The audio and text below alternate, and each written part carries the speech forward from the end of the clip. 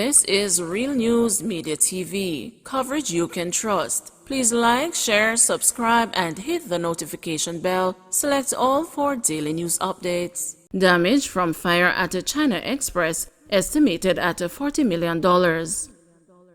Firefighters have placed a preliminary estimate for damage caused by a fire at the China Express restaurant in the upscale marketplace complex in St. Andrew at $40 million.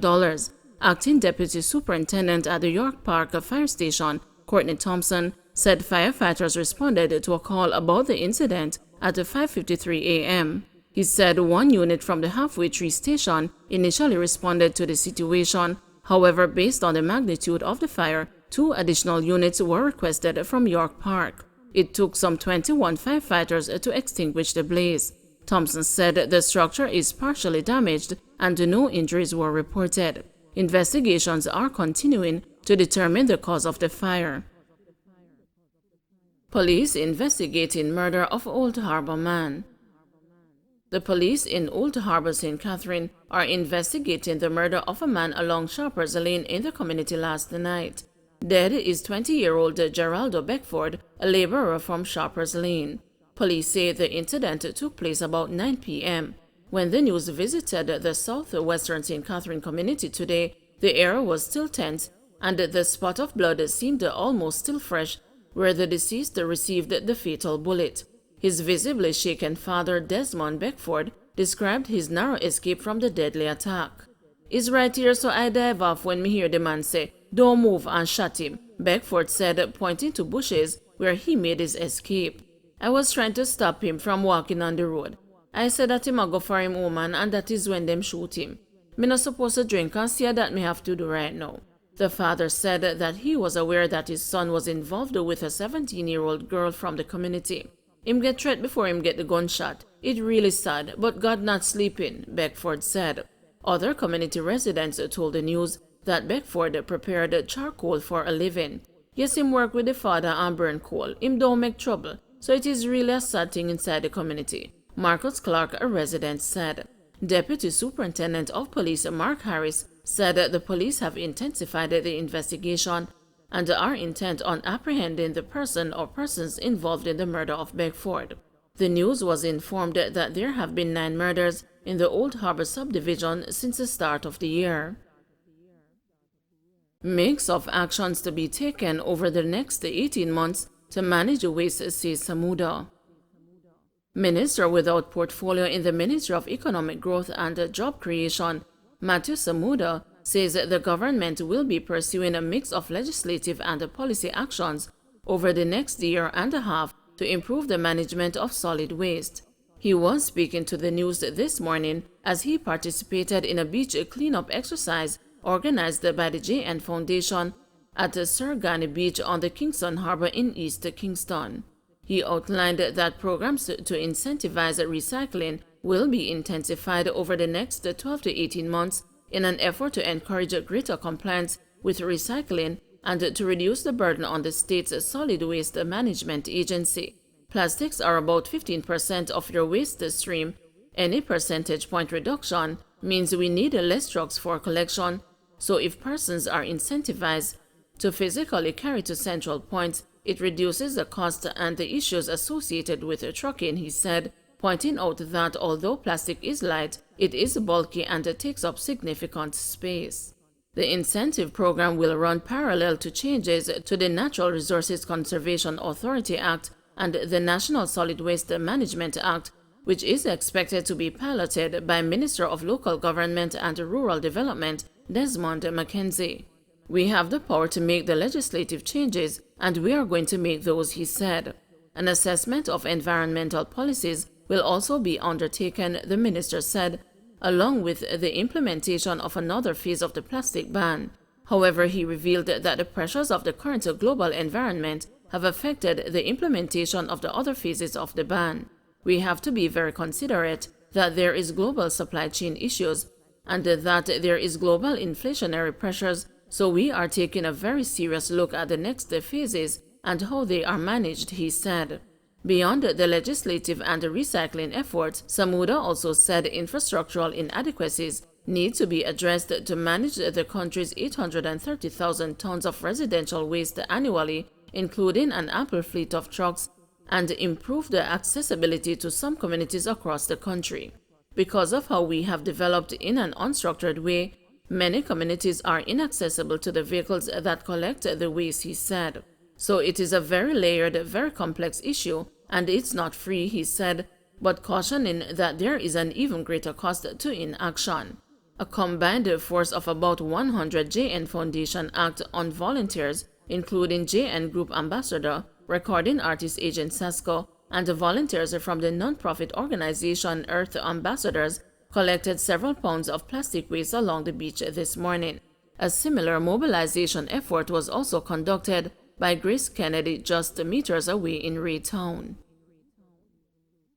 Man sentenced to 13 years for murder of U.S. citizen. Sonny Man Walker, the man accused of killing an American in March 2020, was sentenced to 13 years in prison when he appeared in the St. James Circuit Court on Friday, May 20. Walker, who is also known as a short man, had been named as the main suspect in the year-old murder case of 65-year-old Theodore Wallin, who was found dead in Montego Bay, St. James in March 2020. He had been on the run for more than a year but was nabbed on May 14, 2021 in Rocky Point, Clarendon, while attempting to flee to Haiti by boat. Prior to that, the police had featured him on the Jamaica Constabulary Force Wanted Wednesdays campaign. After his capture, Walker was formally charged with murder and robbery with aggravation. However, he pleaded guilty to the lesser charges of manslaughter and simple larceny. Walker has now been sentenced to 12 years on the charge of manslaughter and 1 year for the charge of simple larceny. The sentences will run concurrently. Following the sentencing, Deputy Superintendent of Police Dwayne Dixon, who is in charge of the Area 1 Major Investigations Division, gave commendations to his team and the supporting force experts who helped to build a strong case.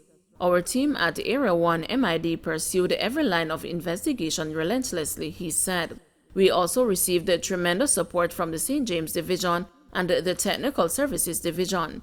I want to make special mention of Detective Corporal Logan Thomas from the Criminal Records Office, whose expertise in the area of latent print examination was a key factor in the case. Excop dies in Westermoreland crash. An ex-cop died from injuries he sustained in a crash in Strathbogie, Westermoreland on Saturday morning. The deceased has been identified as a 27-year-old Craig Morgan from a Piper's Corner address in the parish. Reports are that Morgan was driving his motorcycle when it collided with a white station wagon traveling in the opposite direction about 1:30 a.m. He was taken to the hospital where he was pronounced dead. The deceased brother Michael Morgan told the news that his brother got along with everybody. You can't dare so have a straight face around my brother, noting that he was a jovial person. My head left my body when I got the news of his death, the distraught brother recalled. His brother said he and his deceased brother were playing last night like little children, only to get the sad news of his passing hours later. Him say, "Hug me up, my little brother, me love you, you know," and said him soon come, he added. Morgan's grandfather, Rupert Guthrie, told the news that his grandson did not deserve such a gruesome death. "Me feel sorrowful, him should never die like that, him gone too soon," shared a distraught Guthrie. He described his deceased grandson as a jovial and a kind young man. Christine Baker, Morgan's neighbor, shared the same sentiment. "Him not deserve this kind of death. I don't know who don't feel it in this community," she said. "Yesterday a boy took the key from his bag and say, 'The bike here go kill you.' Look like the boy saw his death coming," she explained. As of May 20, the country has recorded 157 fatal crashes, 11 of which happened in Westmoreland. Since the start of the year, 47 motorcyclists have been killed, 6 of them were from Westmoreland. Man marked for death killed in St. Elizabeth. Police are probing the murder of a man who they say was marked for death by a gang in the Spring Park community near Black River on Saturday. Police named the deceased as a 30-year-old Chadwick White, a resident and a laborer of Spring Park. A police report said about 9:15 a.m., White was shot dead by gunmen traveling on a motorcycle. Head of the St. Elizabeth Police Superintendent Dwight Daly said White was on bail for charges of murder, illegal possession of firearm, and assault at common law. He was appearing before the St. Catherine Circuit Court, said Daly. The police chief added that White was warned to leave Spring Park. Based on police intelligence, he was advised to leave his community as he was marked for death by members of the speculation gang, said Daly. He, however, returned to the community this morning without the knowledge of the police. Whilst there, he was killed, added Daly. This latest murder follows the May 13 shooting of 5 people at a bar in Spring Park. 393 new COVID cases, 7 deaths. Jamaica on Friday reported 393 new cases of the COVID-19 and 7 more virus-related deaths in the last 24-hour period.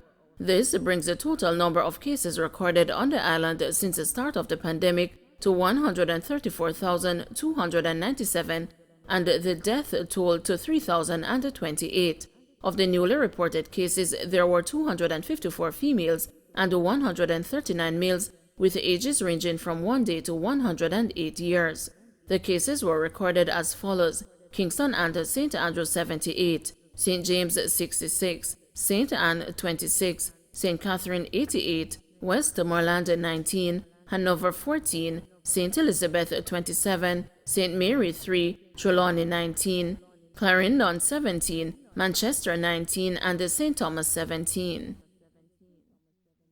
Don't forget to like, share, subscribe, and hit the notification bell. Select all for daily news updates.